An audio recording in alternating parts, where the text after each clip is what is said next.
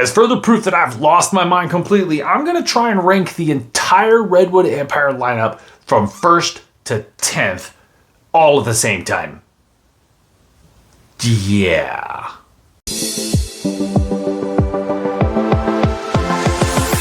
Before we get started, I want to make a couple of points. I do have the new small lot series, which I just got. I have both of the Bottled and Bond offerings, the Rocket Top Rye and the Grizzly Beast, but the Grizzly Beast is a batch 3, the Rocket Top Rye is a batch 2. I don't have a Rocket Top Rye batch 3. Redwood Empire, if you'd like to send me that, please feel free. So we're just going to rank these. I'm going to rank them blind. I'm going to steal the style from old Fred Minnick by putting a piece of paper under. I don't have enough whiskey tasting kits to be able to do them all with a Great Whiskey Challenge kit or anything like that. So we're just going to number them. I'm going to put a key out. I'm going to be able to identify most of these by taste because I'm so familiar with them, but I'm going to try and be subjective, taste them blind, so I do it as honestly and as subjectively as possible. But let's just see how it goes and see how they end up. I'm as curious about this as I'm sure you are, so let's just get started. I've poured them all out on little pieces of paper with numbers 1 through 10 on them. They are mixed category on an answer key. I do not know the answers. I'm going to go ahead and put the answer key up on the screen at times to kind of give you a better idea of what it is I'm tasting, even though I won't know what it is. I'm going to put these into groups. I'm going to try and separate them into 2 groups, kind of a high and low, and then narrow it down from there and see if I can do this in a reasonable amount of time so that I don't bore your faces off. And then we'll give you the answer of which is which, 1 through 10. I'm so excited about this and a little bit nervous, so I guess let's just get it started. So I'm starting with number 2. And the trick is going to be, is how to separate these. I'm probably going to have to go back and back on these maybe a couple of times. I'll try and do it quickly. That's number 3. Man, these are good. See, the problem is trying to separate what is so nice to drink and what is bold and complex. Like, what is the better whiskey? My problem is number 9. My problem is that I tend to lean in the direction of something that I really enjoy drinking, and I kind of have to take myself out of that a little bit and think more like, as a whiskey connoisseur, what of these is a better whiskey? Not necessarily just what do I feel like drinking right now. Sometimes I like to drink super cheap and not very complex whiskeys that are just good. Oh man, this is going to be so hard. Number 5.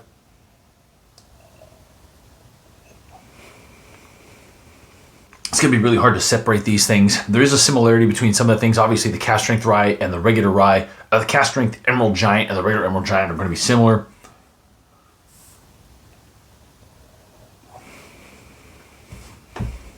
I do tend to, this is number 7, I do tend to really prefer the bourbons, but I think in this, I think the ryes are going to do well because I'm trying to be a little bit more considerate of what is a very good whiskey, not just necessarily what I really love to drink.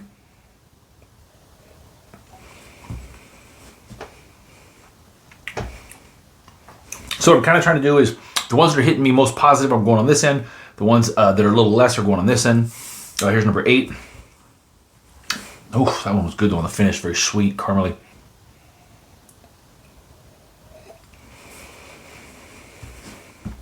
Ooh, that's a big flavor. A lot of rye to that one. Some of these other ones were a little better on there, though. Number 6. There's a cherry Coke note in that, which is concerning.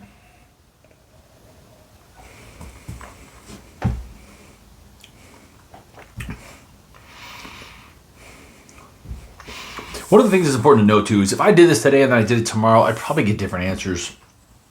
And the difference between number 10 and number 1 is probably going to be closer than it should be just because of my love of Redwood Empire, but I'm trying to be open-minded here. Okay.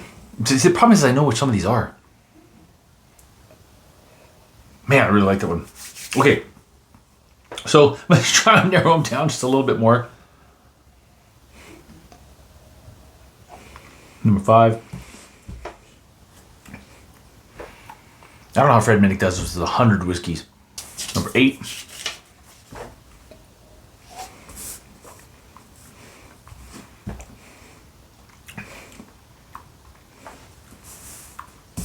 I might have to start cleansing my palate a little bit more. It's going to get tough. Number 7. Going back between the ryes and the bourbons is getting really hard because with Redwood Empire, I do get a lot of caramelly and cherry coke notes, which I really, really like. But I don't know if those are more favorable to a whiskey drinker than some of the more spicy rye notes, some of those complex cinnamon and pepper and just prickly notes. I know that my wife prefers the prickle. She really looks for a prickle on the tongue, which is obviously a rye or a high proofer. Got that group separated in an order. I do feel like I'm ranking the ryes higher tonight for some reason. Number 4 is very rye spicy. Kind of a nice, like a green, fresh, minty note on that one. The palate on number 1 is better than the nose on number 1. Okay, so I've narrowed it down. I've got 4, 9, and 2 on the top here. I'm gonna go back at those one more time. It gets hard. I don't know how Fred Minnick does this. It gets really hard to keep the palate cleansed and let the finish go so you can go back to what you're drinking so that they don't interfere with each other. Whatever this turns out to be, I'm gonna hate number 5 being the last one because I know number 5 is going to be a bottle that I really, really love, and I put it in last place. Keep in mind, I'm doing this really, really fast too, so hopefully I do this justice, but it's just what I'm doing right now. And honestly, I've never done 10 together, so I could completely botch this. I could completely botch it. 2 is just really, really nice. It's a nice balance. A little bourbon, vanilla, a little caramel, a little rice spice, a little cinnamon, a little pepper, but it's very balanced out. See, number 9 strikes me similarly, but it's got a little more punch to it. A little more boldness in the flavor. Probably has a little more proof. Number 4.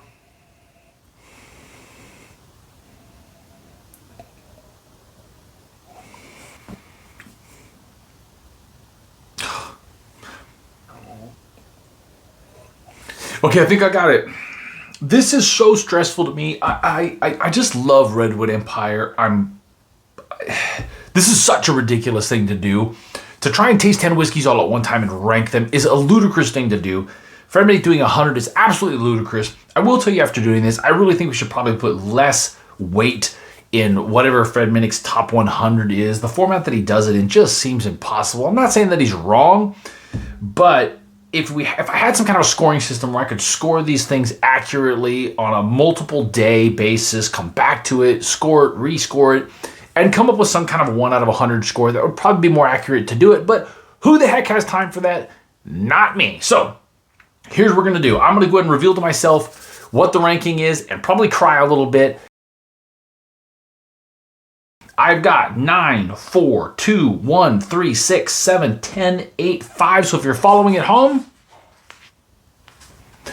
number 10 is Pipe Dream, regular old Pipe Dream. Not super surprised by that. Pipe Dream is really, really delicious, but it is probably the least complex. It is one of my favorite ones to drink because it is just so easy and just so nice, but not surprised by that. Number 9 is 8, Lost Monarch Cask Strength. Wow.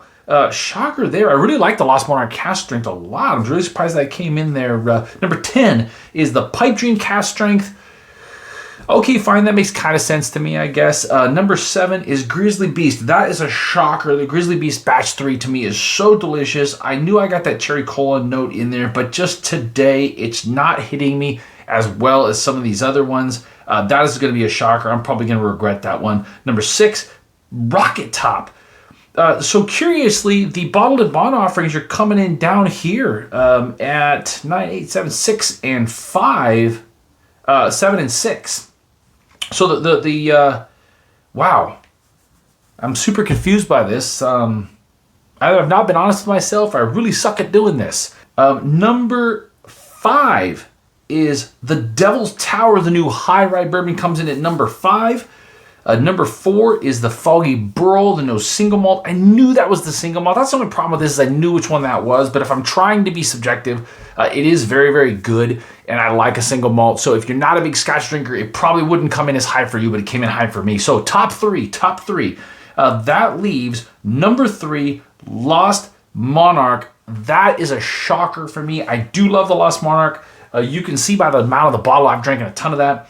But I don't reach for it as often as I think I would. Maybe I'll reach for it a little more now. Interesting though, that is one of the low proofers. And number 2 Number 2 is Emerald Giant. What's going on here? I mean, I got Lost Monarch coming in at 3, Emerald Giant coming in at 4. I can tell you that on a regular basis, when I'm just drinking whiskey to enjoy it, I do tend to reach for things more in the 100-ish proof than the cask strengths.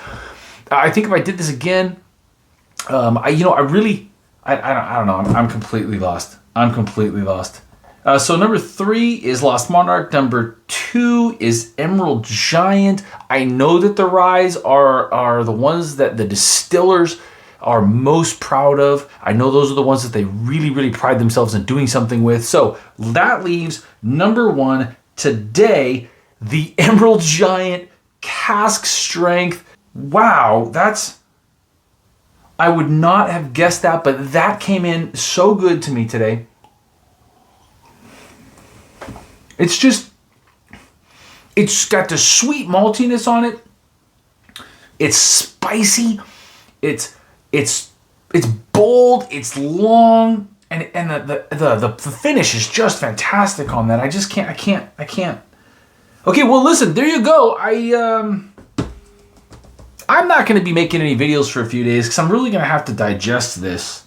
This one really messed me up. So there you go. There's the ranking on the screen. I'm going to put it up there. This is my Redwood Empire, 1 through 10. Here's the bottom line. Every one of these is worth buying. You should buy them all. Obviously, take my example. I bought them all, and I'm going to continue to buy them all. So listen, everybody over at Redwood Empire, Jeff, I'd really love to hear from you. Am I completely out of my mind? Did I nail this? Did I completely botch it? Have you ever done this? How would you like to do this together? Yeah. Okay, well, I'm Conrad. This is Whiskeybonded, and I'm done. Thanks for coming. Please like, comment, and subscribe. Check out my Instagram and TikTok and Facebook and YouTube and all that stuff. Grab a t-shirt online. You can grab my Make Bourbon Cheap Again t-shirt. Join the Patreon. What else can I say? Yeah. Thanks for coming. I'm done.